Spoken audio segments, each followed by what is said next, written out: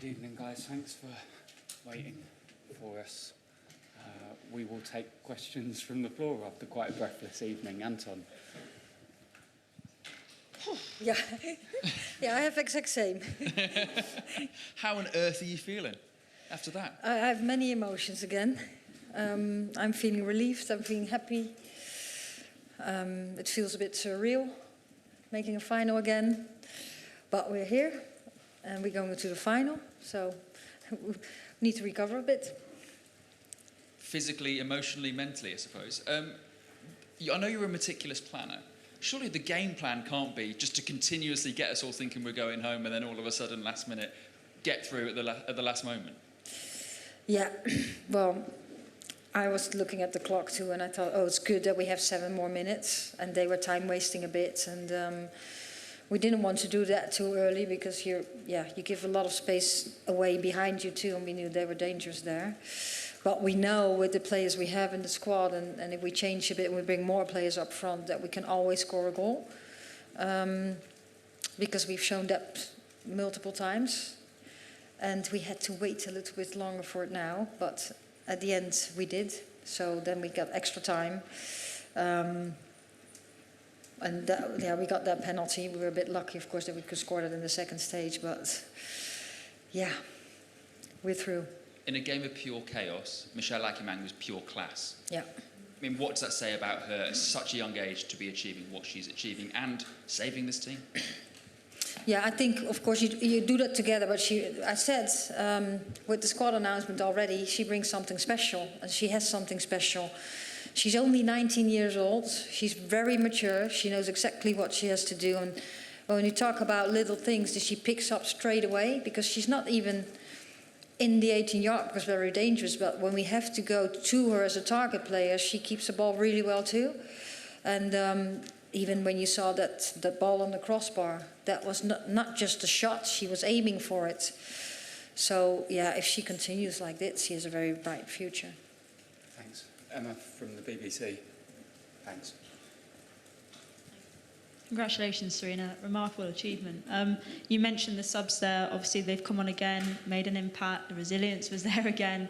You just keep doing this every time. How does your team keep doing this over and over? Yeah, well, they're just ready to go, and they want to have a contribution. And I think everyone accepts her role, whatever role she's given. I think what we try to do is give as much clarity about that, but also the task on the pitch. When you come in and when we make a change or when we make a shape change, and there's just so much energy, and everyone, like, we never give up. So you know, until the referee whistles as a final whistle, you know you have an opportunity to score a goal. And we subbed to win. We had to, because we were 1-0 down. Subbed to win, and we played to win. And yeah, it's really nice then that we get it across the line. You told Radio 5 Live that it felt like you were in a movie. Is it one that you're enjoying? Yeah, well, they said this looks like a movie. Yeah, it does feel like that. Well, when it finishes like that, I'm enjoying it. But it's a little bit dramatic. Well done again. Thanks. We'll go to Luke at the Telegraph. Sarina, you said after the Sweden game that you thought you were going out 4 or 5 times. Did you have similar emotions today? Did you think it was over? I thought at the 88 minutes, and we had subbed already, and we were, yeah, I thought, well, we do have to score now, otherwise we have a problem. And we're on a flight home tomorrow. And then I saw the extra time, and I said, okay, 7 minutes, well, that gives us time to create another chance. But of course, when the clock keeps ticking, you think, we have to keep going.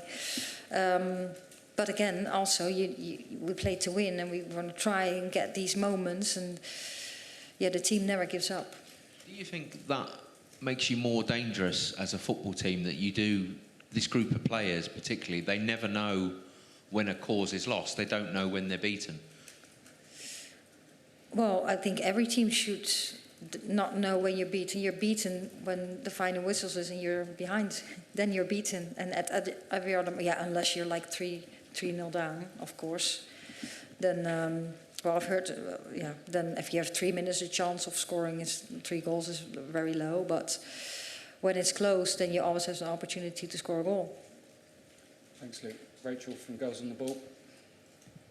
Thank you. Congratulations, Sarina. I just want to know what was going through your mind when you had to make those attacking substitutions. You needed a goal. You were putting on nearly every attacker, taking off some defenders, and then knowing you had to play another 30 minutes and perhaps defend in that manner and have players out of position. What did that show you about your team and your decision? Yeah, what I said, we make attacking decisions, and then we know that we have so many forwards also that can make a difference, and we had Beth already on the pitch, so when you bring then some extra forwards, and we already had brought Chloe also, then she needs to drop one line because I didn't want to take her off. Then when you score the goal, of course you have so many attacking players, then Lauren Hemp had to go in the fullback position. I think she could play there anyway. She always plays up front, but left-footed, pace. She wants to work really hard. So we thought, leave it there. Want to keep her on the pitch. So we have also still an attacking threat with her. But yeah, lots of attacking players on the pitch. But we had the ball more, and we needed to have it from football. And we knew, of course, they were dangerous in the counter-attack, but they very wanted to protect the goal, and they did that really well. So. Yeah, then we needed substitutions like that too, we thought. Thanks. Kat? Hi, Sarina, congratulations. Firstly, can I just ask how Lauren James is? We saw she had some ice on her foot. Yeah, she hurt her ankle. I haven't seen her yet, so I don't know what it looks over the next couple of days, but we had to take her off. And just amidst all the noise and the atmosphere tonight, I think one of the biggest noises was the cheer for Jess Carter when she came on. How important was that from the England fans? Yeah, that was good to hear. Then you see how many fans are very positive and very good fans. We spoke about that yesterday, so that's so nice. They already before the game, when her name was announced, that's really good. Good for her, good for the team, and it shows that so many people support her and us. Thank you. Thank you, Tom. Thanks. Congratulations, Sarina. Esme Morgan. First of all, why did you play her? And secondly, how well did you think she played? What performance? Yeah, we played Esme because we thought we would have the ball a lot. That was a tactical decision, and she's developed so much over the last year. She has been with the team for a long time, and she was absolutely ready to play throughout the time. And with what we expected in front of us, we thought we needed her. Of course, she has a lot of pace too, but in possession, she brings something extra. Okay, thank you. We will go to Kit from the Times. Thank you. Hi, Sarina. Congratulations. We saw Chloe and Michelle help to change the game against Sweden, and they eventually did something similar tonight. Why did you wait until when you did tonight to bring both of those players on? Because I thought the second half we were on their half, we played well, and we created some more, so that's why I waited. And specifically with Michelle, do you at all need to rethink your approach to her? Because she's come on 4 times for you now and changed the game really in all of them. Is she almost forcing you to give her more than the 15 or 20 minutes at the end of these games? No, she's not forcing me. I think she is very grateful she gets minutes, and she's really ready for it. I think her growth and her development went so quickly, from not starting at Brighton, being on loan, to getting lots more minutes and showing how good she is and coming into our team. I think how these things go goes pretty smooth for her, and I think she feels very good about that. Thanks. Thanks, Miguel. Thank you. Hi, Sarina. I'm just wondering, what is the effect on the psychology of the group to have so many late goals? Was that something you could sense in the group before the tournament, or has it grown? And is there any danger, I suppose, that you become too reliant on that as the kind of stakes get higher and the final becomes more exacting?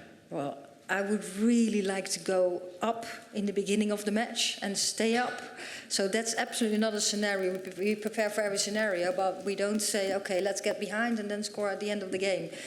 No, that's not part of the game plan. But it shows that if we do get behind, that we're not done, and we will fight to score a goal.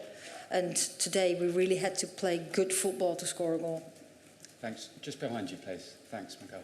Lucas Werther, Swiss newspaper Blick. It's the third final in a row for England. It's the fifth for you, so it can't only be about England. What's your secret? Yeah, I don't know. Well, there's one thing that I'm the lucky one to work with so many good people, good players, good staff, with support from the federation, the FA this time, and before that the Dutch FA. And yeah, I think it's so special to play final. I actually can't believe it myself. The only thing I can say, I think I'm always myself.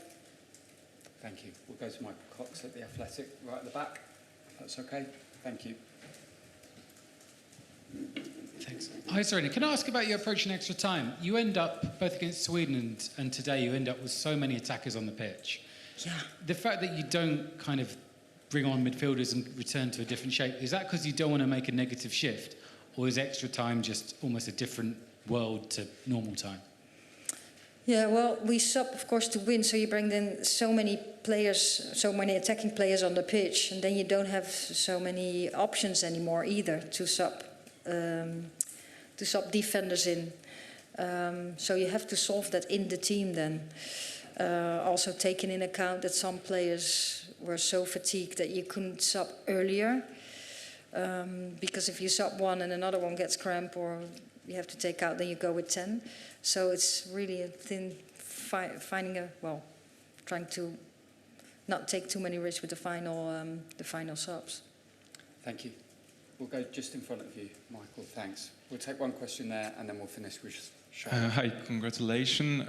Can you just get us through your mind when you get awarded that penalty, and then when the goalkeeper saves Chloe's penalty, and then when finally the ball goes through the net?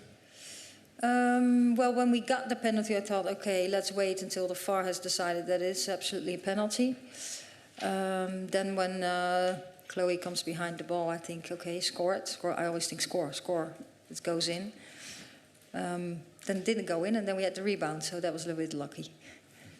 But also very alert, because if you don't sprint straight away, you're not going to get that ball. Thank you. We'll finish with Charlotte at The Athletic. Thank you. Sarina, I think you... Hi. Where are you? Oh, hello. Everyone needs a bit of luck in tournaments. You just said it was lucky with the rebound. You've got to your final yet again, but England have been sub-par in their performances. Can you explain why that is? What kind of performances did you call that? Sub-par. Sub-par. Yeah. What does that mean? So in golf, you have par, which means... Oh, you're talking about golf now. Less than expected in terms of England's performances. Yeah, I think this game has grown so much, and I think the opponents are really good. I thought Sweden was in a very good place. I think they played their best game. They're always very good. And tonight, Italy, if you see Italy over time, over the last years, they have improved their game a lot too. Of course, we want to play well, and we want to. It's all about, at the end, winning games. You do need a bit of luck. At the same time, we do play to win. We do sub to win, and we do take some risks in that. And I think if we had sub like a little more defensively, we wouldn't have scored a goal. And that's what it's about. And I do feel we have it. Like, I think the Sweden with penalties, we missed a lot. And they miss a lot too. I think that's luck, because that's not what you can control, whether they score or not. Well, of course, we have Hannah in goal. That's had a good save. But I think today, there with the penalty, that was, if it's a foul, it's a foul. And in the rebound, that is a bit lucky. But at the same time, there are people sprinting into the 18-yard. If you don't sprint, you don't get that ball. Is that an answer on your question? Because you're laughing, but I'm not sure. No, I'm just laughing about the golf comparison, but I'm glad I made you laugh and you made me laugh, and there you go. Yeah, no, we'll give it another try with another sport then. Okay, we'll see you on the final. Yeah, okay. Thank you, Ellen. We'll see you in the coming days. Thank you. Thank you. Thanks.